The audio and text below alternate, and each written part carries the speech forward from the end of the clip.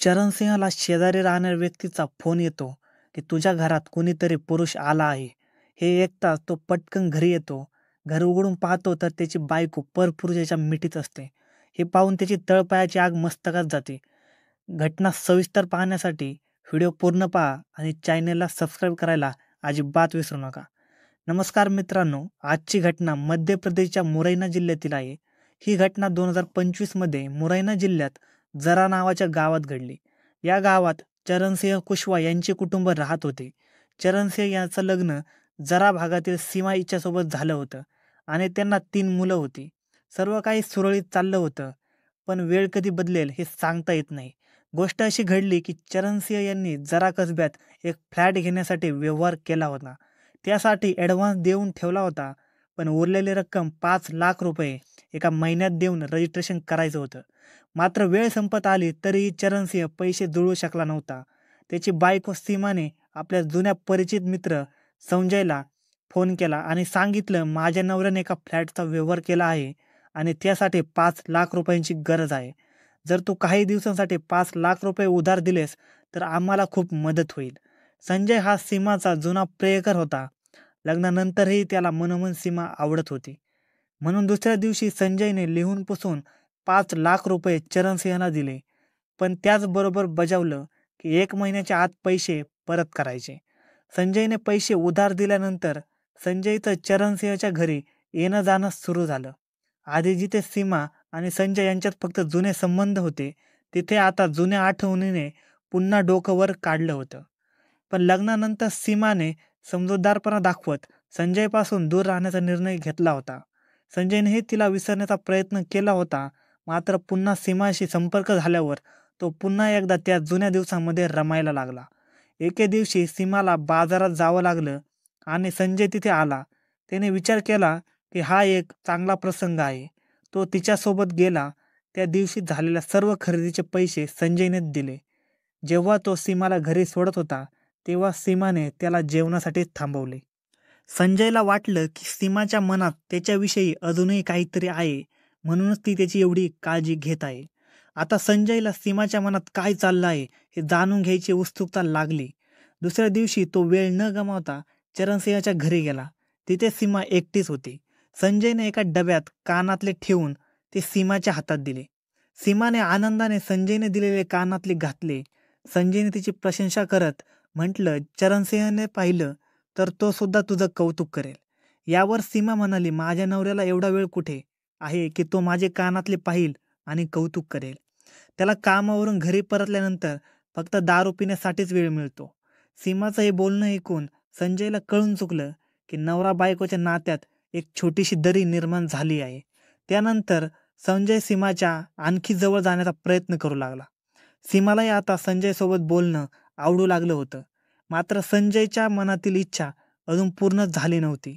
एके दिवशी संजयने हळूहळू चरणसिंहकडे उधार दिलेले 5 लाख रुपये परत मागण्याची गोष्ट काढली, पण चरणसिंहने ती गोष्ट दुर्लक्षित केली. खरं तर चरणसिंहला संजयने दिलेला पैसा परत करायचाच नव्हता. याच दरम्यान सीमाला संजयच्या मनातील भावना कळली. तिने त्याला विचारलं, संजय, तू माझ्या मागे का लागला आहेस? लग्न का नाही करत? सीमाचं बोलणं ऐकून संजयने लगेच उत्तर दिले, माझ्याकडे पैसे नाहीत. तुझ्या नवऱ्याकडे अनेकदा पैसे मागितले, पण तो लक्ष देत नाही. मी तुझ्या सांगण्यावरून पैसे दिले होते. तू जर मला पैसे परत मिळवून दिलेस तर मी लग्न करेन. सीमाने उत्तर दिलं, जर असं आहे तर तू काळजी करू नकोस. मी तुला तुझे पैसे परत मिळवून देईन, पण तोपर्यंत मी तुला कधीही लग्नाची कमतरता जाणवू देणार नाही. सीमाचं बोलणं ऐकून संजय खुश झाला. दुसऱ्या दिवशी मुलं शाळेत गेल्यावर आणि चरणसिंह कामावर जाण्यासाठी निघाल्यावर संजय पुन्हा सीमाकडे गेला. सीमा त्याची वाट पाहत होती.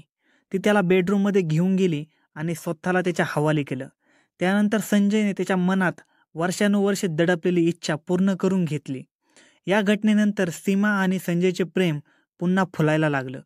चरणसिंह कामानिमित्त बाहेर जात असे तेव्हा सीमा संजयला घरी बोलावून आपला वेळ घालवत असे. मात्र संजयचा वारंवार येणे जाणे सुरू झाल्यामुळे सीमाच्या शेजारच्यांना दोघांच्या नात्याबद्दल संशय आला. ही गोष्ट चरणसिंहपर्यंतही पोहोचली. त्यामुळे चरणसिंहने सीमाला स्पष्ट बजावलं, माझ्या गैरहजेरीत संजय आला तर त्याला घरात येऊ देऊ नकोस. माझी नको त्या कारणामुळे बदनामी झाली नाही पाहिजे. दुसऱ्या दिवशी चरणसिंह कामावर गेला तेव्हा सीमाने पटकन फोन करून संजयला इशारा दिला, काही दिवस इथे येऊ नकोस, कारण चरणसिंह आणि शेजाऱ्यांना संशय आला आहे. सीमाचं बोलणं ऐकून संजयनेही समजूतदारपणा दाखवला आणि काही दिवसांसाठी चरणसिंहाच्या घराजवळ देखील फिरकला नाही. काही दिवसांनी जेव्हा सीमाने पाहिलं चरणसिंह या प्रकरणात बेफिकर झाला आहे, तेव्हा तिने एक दिवस संजयला फोन करून घरी बोलावलं. त्या दिवशी चरणसिंह मथुराला जाण्यासाठी घर सोडून निघाला होता. पण स्टेशनवर मथुराकडे जाणाऱ्या ट्रेनमध्ये चढण्याच्या आधीच एका शेजाऱ्याने चरणसिंहाला फोन केला आणि सांगितलं, संजय तुझ्या घरी आला आहे. हे ऐकताच चरणसिंहाचा राग 7व्या आसमानात पोहोचला. त्याने मथुराला जाण्याचा विचार रद्द केला आणि घरी परतण्याचं ठरवलं. घरात शिरण्यासाठी त्याने शेजारच्या घराच्या छताचा उपयोग केला, जेणेकरून सीमाला कोणतीही कल्पना लागणार नाही. घरात शिरताच त्याने सीमाला संजयच्या मिठीत पाहिलं. चरणसिंहाला पाहताच संजय तिथून पळून गेला. पण सीमा कुठे जाणार, त्यामुळे चरणसिंहने सीमाला चांगलं धुतलं. मार खाल्ल्यावर सीमाला समजलं की यावेळी नवऱ्याची माफी मागणं शहाणपणाचं ठरेल. ती चरणसिंहाच्या पायावर डोकं ठेवून रडत म्हणाली, माझ्याकडून चूक झाली, आता पुढे असं कधीच होणार नाही. चरणसिंहाकडे बायकोला माफ करण्याशिवाय दुसरा पर्याय नव्हता. त्याने तिला माफ केलं. काही दिवसानंतर संजय आणि सीमाने भेटण्यासाठी नवीन ठिकाण शोधलं. आता सीमा कोणत्याही कारणाने माहेरी जायची आणि तिथे संजय तिला भेटायला पोहोचायचा. मात्र काही महिन्यांनी सीमाचं वारंवार माहेरी जाणं पाहून चरणसिंहाला संशय आला. एके दिवशी तो सीमाच्या मागोमाग तिच्या माहेरी पोहोचला. जरी त्याला सीमाला रंगेहात पकडता आले नसले तरी त्याने गावात संजयला येताना पाहिलं होतं. त्यामुळे रागाच्या भरात चरणसिंहने रोज मद्यपान करून सीमावर हात उगारणे सुरू केले. मात्र सीमा आणि संजय एकमेकांपासून दूर होण्याची कल्पना करू शकत नव्हते. त्यामुळे चरणसिंह कामावर गेल्यावर सीमा लगेच संजयला फोन करत असे आणि दोघे फोनवर प्रेमाने बोलत राहायचे. पण ज्यांनी इतका वेळ एकमेकांसोबत जवळीक साधली असते त्यांचं मन फक्त फोनवर बोलण्याने कसं भरू शकणार होतं. म्हणूनच सीमाने नवरा आणि मुलं झोपल्यानंतर संजयला चोरून घरी बोलावून घराच्या मागच्या अंगणाच्या कोपऱ्यात त्याच्यासोबत वेळ घालवायला सुरुवात केली. पण एका रात्री जेव्हा सीमा संजयला बोलावण्यासाठी फोन करत होती तेव्हा चरणसिंहाला झोपेतून जाग आली. त्याने सीमाला फोनवर संजयशी बोलताना पाहिलं आणि रागाच्या भरात तिच्या हातातून फोन काढून तोडून टाकला. चरणसिंहने फोन तोडल्यामुळे सीमा संतापली आणि तिने ठरवलं की आता ती आपल्या नवऱ्याला जिवंत ठेवणार नाही. दुसऱ्या दिवशी सीमाने आपल्या मैत्रिणीचा फोन घेतला आणि संजयला फोन केला. तिने थेट विचारलं, आता तुझं नेमकं काय ठरलं आहे? स्पष्ट सांग, तू माझ्यासोबत राहायचं ठरवलं आहेस का नाही?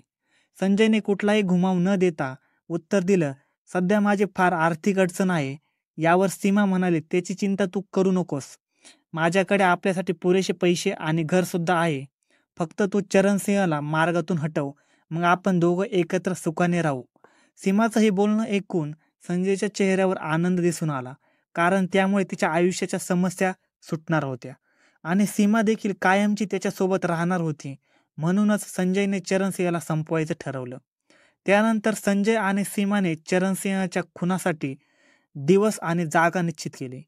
20 डिसेंबरला चरणसिंहाच्या एकुलत्या मुलाचा वाढदिवस होता. त्यासाठी 19 डिसेंबरला सकाळी चरणसिंह आपल्या जरा गावातून मुरैनाला खरेदीसाठी आला. सीमा आणि संजयने आधीच ठरवलं होतं की त्याचा शेवट मुरैनामध्ये करायचा आहे. जेव्हा चरणसिंह बस स्टँडवर पोहोचला तेव्हा संजय तिथे आधीच उभा होता, जणू काही कोणाची वाट पाहत होता. तो हुशारीने चरणसिंहाला सोबत घेऊन गेला आणि त्याला दारू पिण्याच्या बहाण्याने पगारा डॅमवर नेलं. तिथे दोघांनी बसून दारू प्यायला सुरुवात केली. दारूच्या नशेत संजयने अचानक चरणसिंहकडे त्याच्याकडचे 5 लाख रुपये परत देण्याची मागणी केली. हे ऐकताच त्यांच्यात वाद झाला, जो लवकरच भांडणात बदलला. भांडणादरम्यान चरणसिंहाला कळून चुकलं की त्याच्यासोबत धोका झाला आहे आणि त्याचा जीव धोक्यात आहे. त्याने तिथून पळून जाण्याचा प्रयत्न केला, पण नशेमुळे तो व्यवस्थित पळू शकला नाही. याचाच फायदा घेऊन संजयने त्याला उचललं आणि पगारा डॅममध्ये फेकून दिलं. त्यानंतर संजय तिथून निश्चितपणे आपल्या घरी परतला, जणू काही घडलंच नव्हतं. इकडे 4 दिवस उलटून गेले तरीही चरणसिंह घरी परतला नाही. त्यामुळे चरणसिंहाचा भाऊ रामचंद्रने सरळ सोलापूर पोलीस ठाण्यात चरणसिंहच्या बेपत्ताची तक्रार दाखल केली. तक्रार झाल्यानंतर 2 दिवसांनी 26 डिसेंबरला पगारा डॅममध्ये चरणसिंहचा मृतदेह सापडला. त्यावर उदयभानसिंह यादव दौरा पोलीस ठाण्याचे प्रभारी अधिकारी तात्काळ घटनास्थळी पोहोचले. पगारा डॅममध्ये मृतदेह सापडल्याची माहिती सराई छोला पोलीस ठाण्याचे प्रभारी के सिंह यांना मिळताच त्यांनी चरणसिंहच्या भावाला मृतदेह दाखवला. त्याने मृतदेहाची ओळख आपल्या भावाच्या रूपात केली. त्याचबरोबर त्याने आपली वहिनी सीमा आणि तिचा प्रियकर संजय यांच्यावर संशय देखील व्यक्त केला. पोलिसांनी संजयला ताब्यात घेतलं आणि कठोरपणे चौकशी केली असता संजयने कबूल केलं की त्याने आपल्या प्रेयसी सीमा हिच्या सांगण्यावरून तिचा नवरा चरणसिंह याची हत्या करून मृतदेह पगारा डॅममध्ये फेकून दिला. संजयकडून मिळालेल्या माहितीच्या आधारे पोलिसांनी मृतक चरणसिंहची बायको सीमाला अटक केली. पोलिसांनी दोन्ही आरोपींना चरणसिंहच्या हत्येच्या आरोपाखाली अटक करून न्यायालयात हजर केले. तिथून न्यायालयाने त्यांना जिल्हा कारागृहात पाठवले. धन्यवाद मित्रांनो.